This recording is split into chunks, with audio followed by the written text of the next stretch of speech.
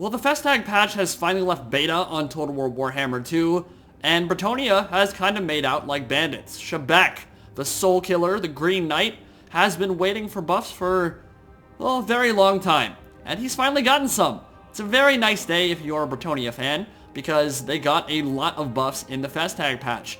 Grail Guardians got their price reduced by 50, Pegasus Knights got their mass increased, and the Green Knight himself, well, his hit ignore reaction chance has been increased from 0 to 50%. So one of the things that used to happen was anytime the Green Knight would run into melee, he would kind of get bullied. He would stutter a lot, he would get knocked around a bit, and he wouldn't do all the attacking he was really supposed to do. Now, anytime he runs into melee, there's a very good chance that when he charges in and starts attacking people, he won't get bullied, he won't get knocked around, and he'll do more of that swinging of that Dolores blade that you'd really like to see. So his ability to ignore incoming damage in terms of his receiving animations, in terms of not getting stuttered, have been improved significantly, and that means that he's going to be on target a lot more frequently, which is very good. And he already has fantastic stats. I mean, 430 weapon strength. A lot of that is armor piercing. Dolores blade buff is amazing. He is a great single entity for hunting enemy heroes, lords, monsters, that kind of thing. And of course, we've got some Grail Knights, because it would not feel right if we weren't riding to ruin all over the butts of the Azrai. Now, we are playing against the Wood Elves, and this is not the easiest match for the Wood Elves of Athel Loren. I have talked about it before. One of the issues they have is dealing with really heavy cav and factions that have a lot of magic attacks. Bretonnia has both. The reason they have issues with those is that Wild Riders can't really afford to trade efficiently with all of the fantastic cavalry they have. I mean, even Knights of the Fleur-de-Lis can kind of be an issue for them, but especially Grail Guardians and Grail Knights, they're kind of a nightmare because they have perfect vigor, they've got that amazing lance formation, which we'll be using a lot in this battle, and they've just got the mobility, the hitting power, the charge, everything that really kind of runs over the low armor faction like the Wood Elves. And Wild Riders, which are an amazing light kind of mix of light and heavy cav unit, can't quite match up to them despite their superior mobility. So one of the ways that the Wood Elves can kind of deal with that issue is go really wide, which you've heard me talk about a lot before, but go very heavy on the spears. And take a look at this. He has so many spears on the field. It is actually an entire build of spears. The Winterheart Guard will be the bastion in the center, unbreakable to anchor that Azrai line. But look at all these Eternal Guard. Look at how many spears are on the field waiting to receive the charge of the Rohirrim. And in the center, the King in the Woods, who also got a buff in the Festag patch, now has plus 10 melee defense.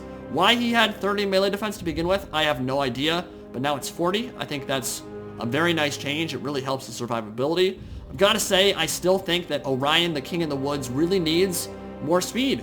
I do not know why he runs at 54 speed when on the tabletop he was running at the same speed as Wild Riders.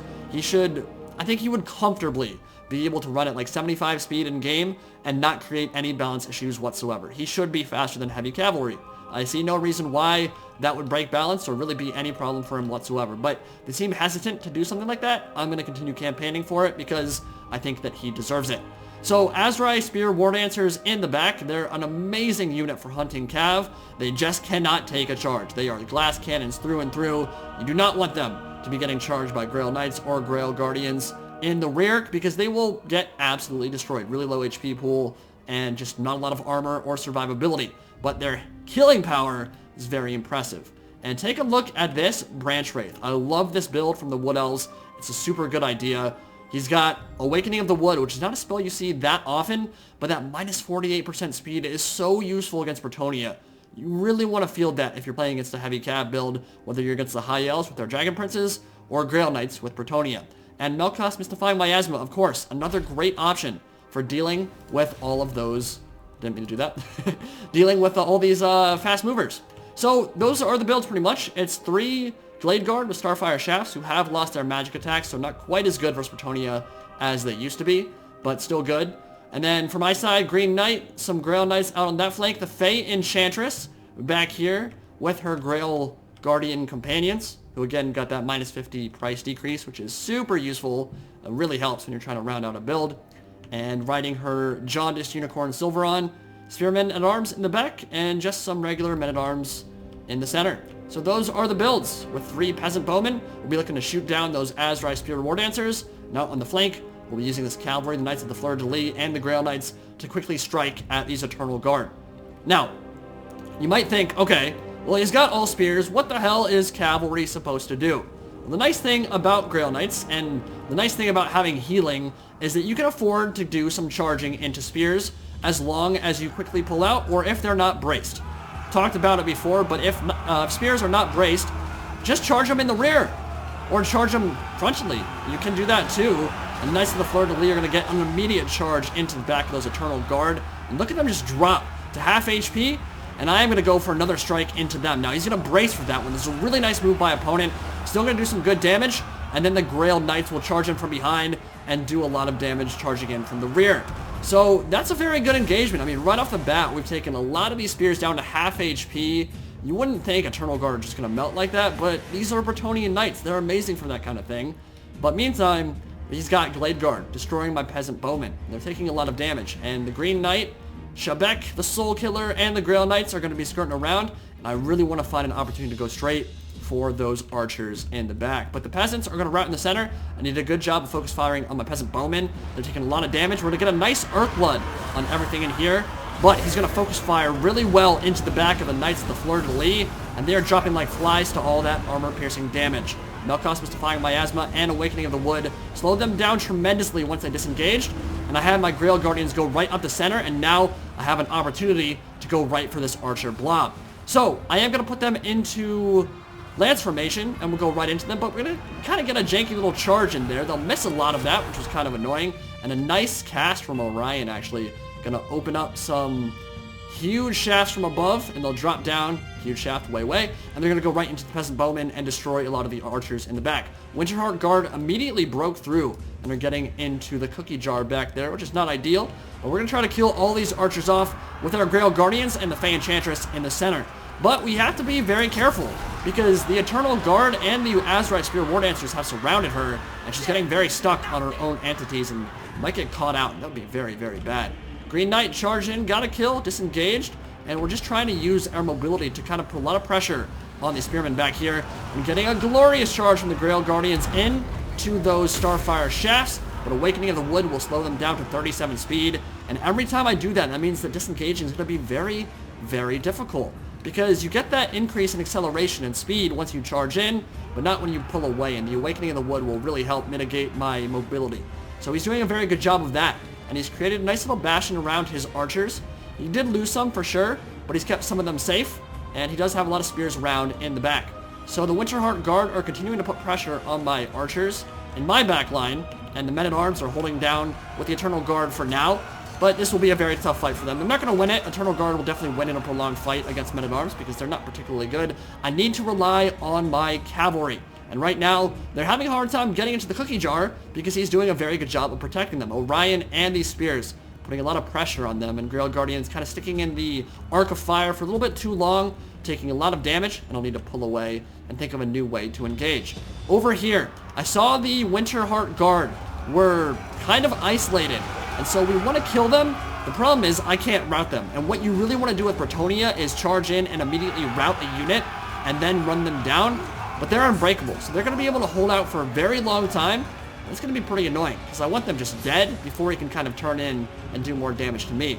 Now, I have decided to go in with the Green Knight, and he'll charge and destroy those archers as they get in. So satisfying. Ride to wrath, ride to ruin, and the world's ending. But again, disengaging, going to be very difficult, because there's so many spears and so many spells that really slow down their speed. We got a nice rear charge into the Eternal Guard over here. I did pop a regrowth on the Grail Guardians to make sure they stayed in the fight, they took a lot of damage from those Starfire shafts. Fay Enchantress with her Mortis Engine effect getting in there, and we want to make sure that all these spearmen that are isolated die.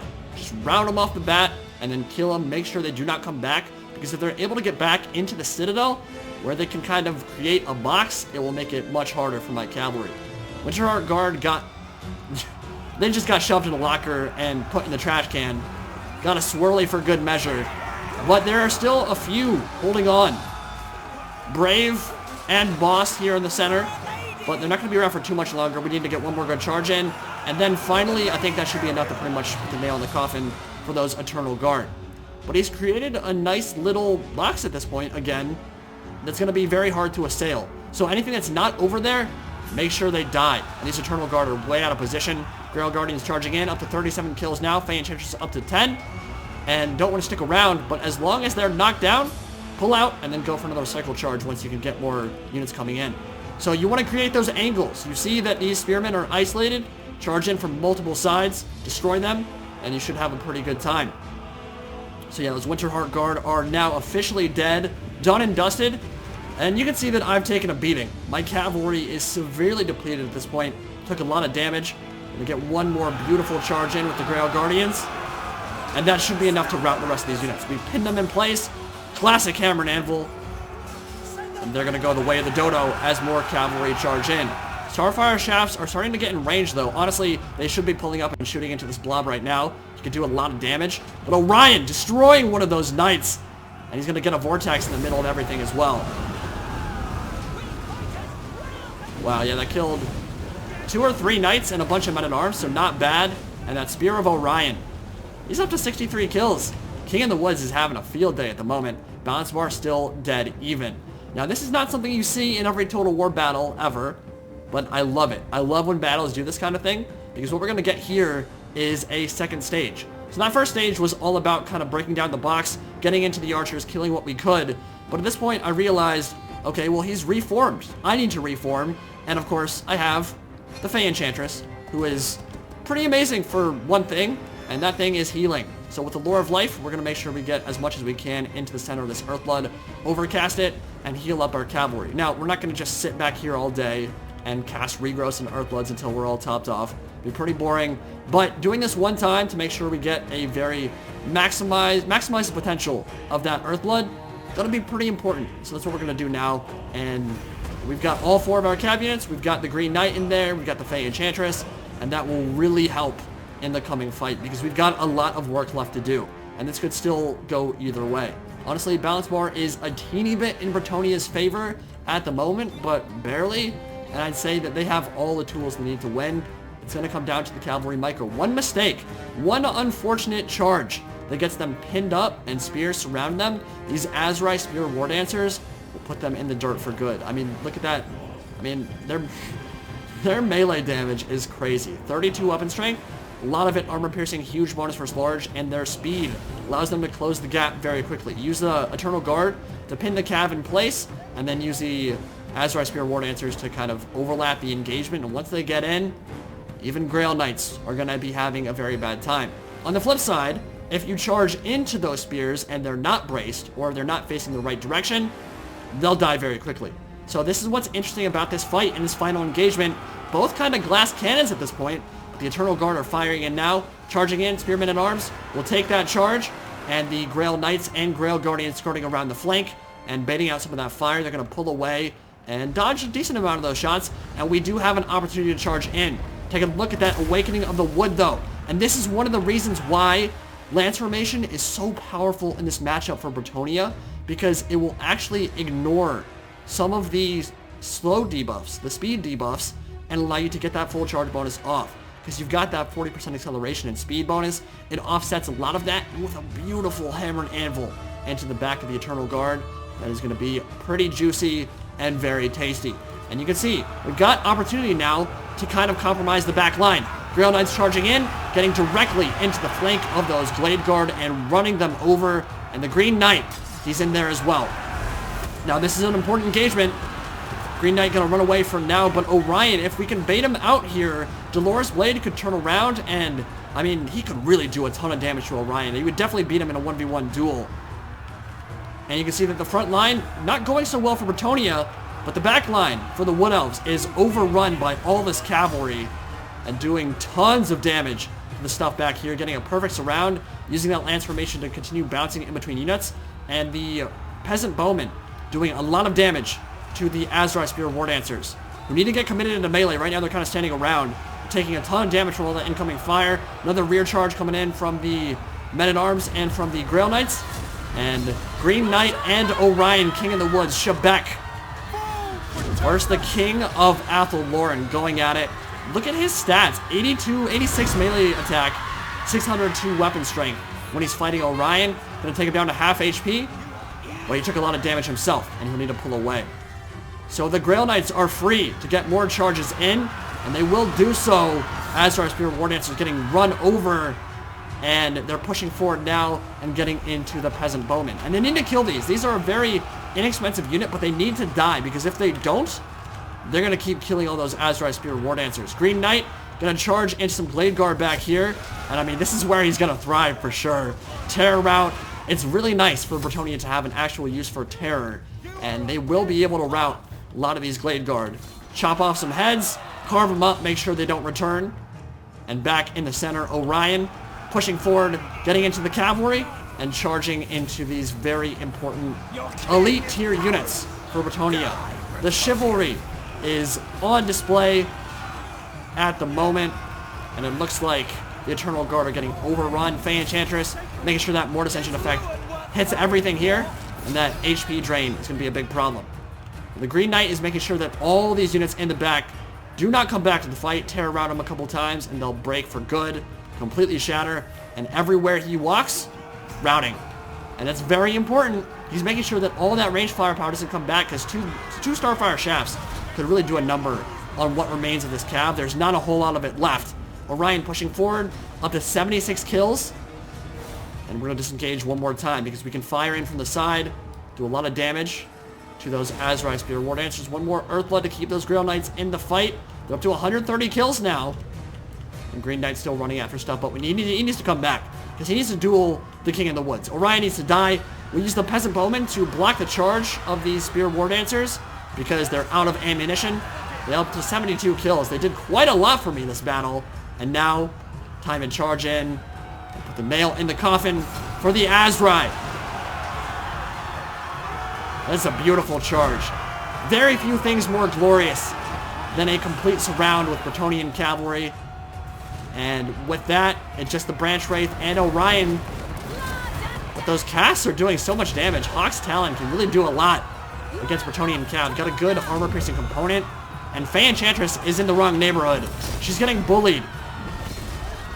Spear of Kurnus flashing in the sunlight. Green Knight needs to come over, and Dolores Blade needs to get in there. Now, if we give him the favor of the Fay, plus 44 melee attack, and a heal, he should be able to beat up Orion. That's what we're going to try to do. Up to 104 melee attack when he gets that buff, and that's why I love rocking the Fay with all these elite tier knights, because that favor of the Fay is so good for really turning up their killing power. And as his Eternal Guard try to come in, looks like the Green Knight will be able to clean up this duel. And with very few Bretonnians left, we'll be able to beat their rivals from Athel Loren.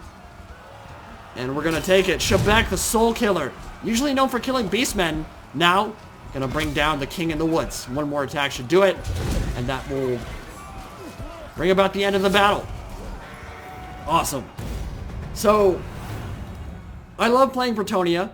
I think they're one of the most fun factions in the game to play because of that emphasis on heavy cav. It is a hard matchup for the Wood Elves. I'm not going to lie. I think he played that really well. Awakening of the Wood and Melkos Mystifying Miasma were both used pretty brilliantly, honestly. Every time those Grail Knights and Grail Guardians tried to charge in, made sure the Awakening of the Wood would hit them, slow down their speed, but that works better against High Elves and Dragon Princes, or Chaos and Chaos Knights. Doesn't work quite as well against Bretonnia, and that's one of the reasons why this matchup is hard for them, is because they have that Lance Formation, which lets you, not completely, but mostly bypass a lot of those speed debuffs. So disengaging, it doesn't, and that is where he did most of his damage. I tried to pull away. I don't get the benefit of Lance Formation when I'm pulling away from the engagement because I'm not charging. It's only on the charge the Lance Formation really benefits you in terms of the speed and overcoming all those speed debuffs. But he did a really good job of casting those debuffs, got some really good shots in with the armor-piercing shots from the Starfire Shafts, and, I mean, he had a full spear build. At the same time, this build is not the easiest nut to crack, right? Like, I think he played it pretty well, and it spears all over the field, so no matter where you're charging, Grail Knights and Grail Guardians are going to have their hands full trying to kill him. You've got to make sure you're hitting unbraced stuff or hitting the rear. Tried my best to do that. Made some micro mistakes for sure, but in the end, it was enough to pull it out kind of by the skin of my teeth. Very close battle, but Grail Guardians 100 kills, Shebek with 39, 60 on Fay Enchantress, and all my cav actually got over 100. so they definitely carried me. And the men-at-arms, with their chevrons, did what they could. They held out pretty well, all things considered. They're fighting elves. They're not really supposed to win. They're just supposed to hold for as long as possible and give my cavalry the time they need to hammer an anvil and carry the day. That's how it worked out. So I hope you guys enjoy this look at Bretonnia and the Wood Elves after the Festag update. We got plenty of more content coming very soon. I'll see you next time. Indie Pride, signing out for now. Have a good one, guys.